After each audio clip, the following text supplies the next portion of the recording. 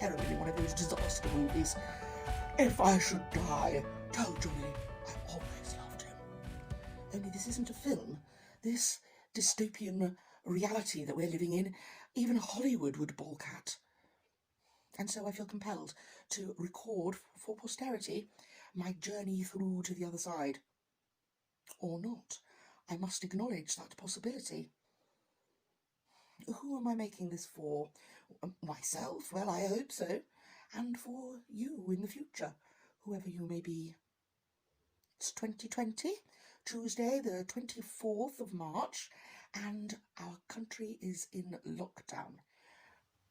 We must stay home, save lives, and protect our NHS.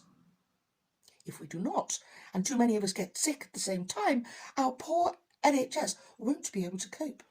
We've been told this by the same mop-headed buffoon who promised vast sums of money for our ailing health service should we leave the EU. And then, when it was too late, he admitted that that was a lie. So we elected him Prime Minister. Last night, a group of us from Kitty and the Rainbow Pirates gathered at Richie and Luke's house. Luke cooked his signature coq au vin, and the wine was flowing freely, yet it felt like a last supper. We knew what was coming, you see. We've been encouraged to avoid close contact for a while now. Social distancing, it's called. Well, I ask you, fancy expecting a bunch of lovies not to kiss and hug each other. It's like asking the rain not to fall on a bank holiday weekend. Many tears were shed as we went our separate ways, not knowing when, or indeed if, we would see each other again. It's always hard when a cast disbands, but after such an amazing tour, and then to go straight into isolation, well, you can imagine. Still, it is only for a couple of weeks, although there are rumours that it could be as many as 6.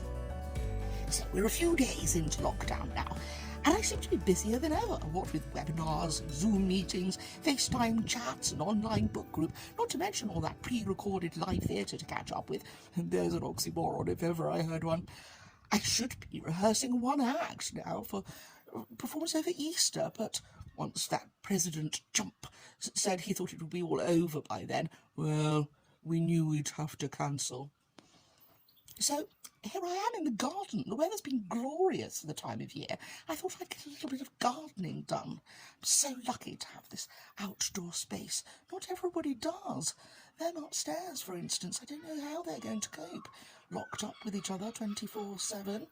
Not that they're the outdoorsy types. No, just walk to the pub and a stagger home again is their idea of fresh air and exercise. But they have enough ding-dongs at the best of times, what my friend Stella in the States would call knock-down dragouts. So I don't know how they're going to cope. It was Graham's work that brought us here to Lowestoft. I wasn't keen. It's rather ironic that I'm still here, while he scurried back to the rat race. Emphasis on rat. He took a local souvenir with him, of course, but I believe she has now traded him in for a younger, richer model. Poor Graham. No, this is my home now. My flat I'm very happy in. Much smaller than the house Graham and I lived in, of course, but then much easier to look after, too. I can just about manage on my own, and Samantha comes in weekly to do the things I can't. Well, of course she doesn't at the moment. Nobody's coming in anywhere. While we stay home, saving lives and protecting the NHS, my carpets stay unhoovered, and my bathroom stays begrimed. Anyway, I didn't ever see myself living in such a sleepy seaside town, 2 hours from the nearest motorway, as far east as you can go without getting wet feet. I liken the town to the lymph node of Britain, catching the flotsam and jetsam drifting here from around the country and finding their tribe. I must say, though, I have learnt the truth behind the saying, may the wind be always at your back.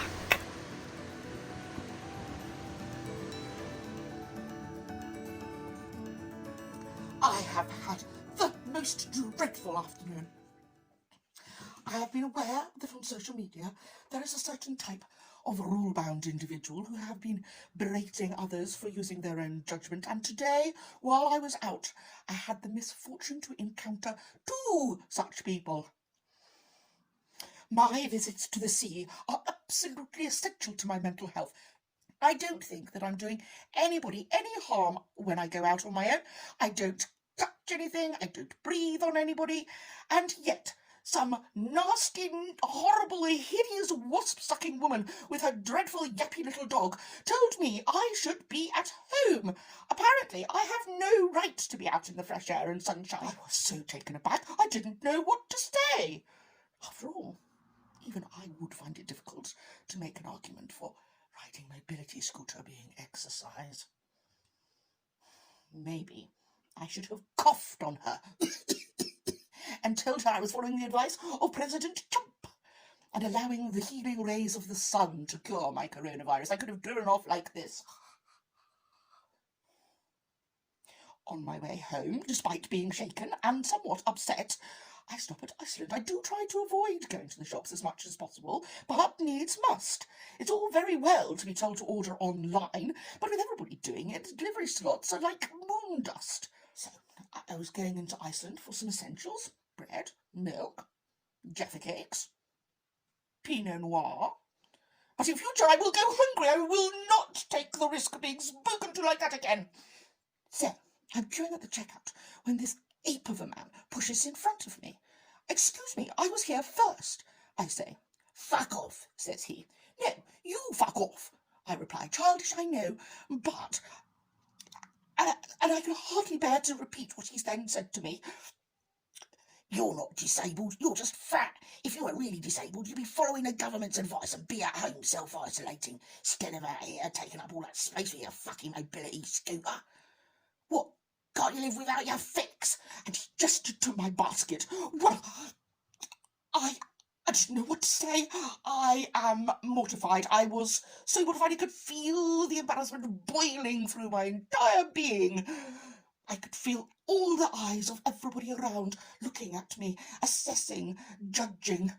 How dare he? How dare he? He has no idea what I've been through to get here, and yet he judges me. Ah, does he have the right? What makes him think he has the right?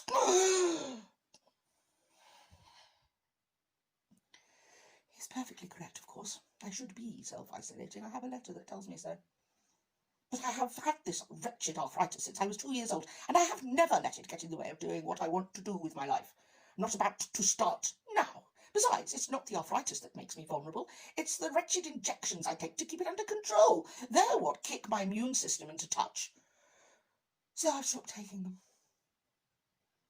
The letter doesn't mention any of the other things that make me vulnerable.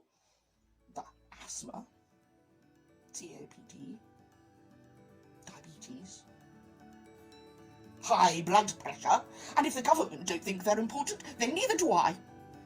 I have restarted my injections. Last night, my joints went on strike. Simply downed tools and refused to work. Actually, it was rather frightening.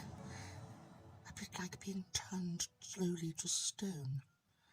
I must have been panicking because it took me forever to think of who to call. All I knew was I did not want the ambulance to come. You hear such dreadful stories of people going into hospital with something relatively minor and catching the virus, and then, poof, that's it. They never come out. Well, eventually, I thought of the obvious answer. Samantha, my cleaner. She's young, she's strong, she's worked in care, and more importantly, she has a key. I called her, which was difficult in itself, and she was with me within the hour, bless her. I couldn't stand up out of my chair, so using crutches was totally out of the question. She found my wheelchair and manhandled me into it, or should that, I suppose, be woman-handled? Then she manhandled me or woman-handled me onto the toilet, and then again from the toilet to the wheelchair, from the wheelchair to my bed. She massaged ibuprofen gel into my joints, found my high-strength painkillers that I rarely use, left me with a drink, complete with straw, my pill pot with no lid, my phone on charge and easily accessible.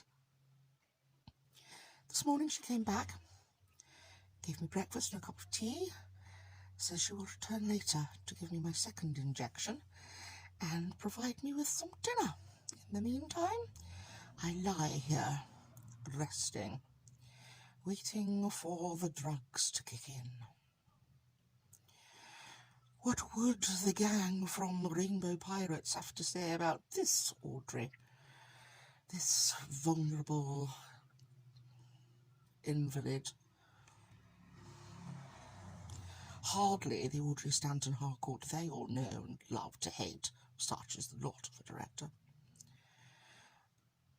We were meeting regularly via Zoom at the beginning of lockdown, but without anybody actually saying anything, those meets just stopped being scheduled. Ever has it been so with theatricals. All those close bonds that are made during a show rarely last long after the final curtain comes down. C'est la vie. Oh, maybe that should be c'est la vie. It's gone quiet at last. Is that a good thing? I'm never quite sure. Should I call the police? I did once. They came. They didn't do anything. And then that night, the screaming was so much worse. So I decided in future I would mind my own business. But it's becoming more and more frequent as lockdown drags on. It's always the same pattern, you see. Shouting, loud crying, thuds, screaming, more shouting, more thuds, door slams, quiet crying. But tonight, no quiet crying. What do you think it means? What should I do? Samantha and I have fallen out. Don't get me wrong, she's been absolutely amazing over the last fortnight. I don't know what I would have done without her. She's been in every day, she's brought me meals, she's done my shopping, she's generally made sure I'm okay. And she's right, I am a lot better, but there are still things that I struggle with more than usual. I do get so tired so easily. She thinks I should be getting up more, that spending so much time in bed isn't doing me any good. And neither is drinking so much red wine. The cheek of it. Just because I can get up and do things doesn't mean I have to. I mean, what's the point? What is the point? So I said to her, I don't pay you to be my mother. You won't pay me nothing since this flare-up began, she replied and stormed out, slamming the door behind her. I do keep meaning to make a bank transfer. It just slips my mind. I'll do it in a minute. And then I might read for a while. I'm supposed to be going to an online book club tonight via Zoom, but I haven't finished the book. I don't know if I can be bothered. It's still very quiet up there. I do hope one of them isn't injured.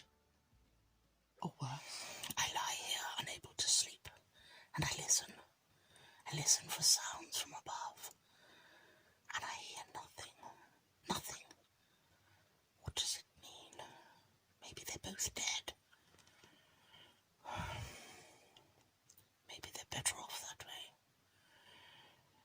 Maybe we all would be. The police are here. They broke down the door upstairs, and then the ambulance came. I didn't see who they took away. I didn't want to get that close to the window. And then they rang my doorbell. I didn't answer. But I could hear them outside talking about me. And they'll be back, they said so. But I don't want to speak to them. I don't want to speak to them, and I don't want them in here. They can't make me leave. They can't. I don't know anything. I haven't done anything. It's not my fault.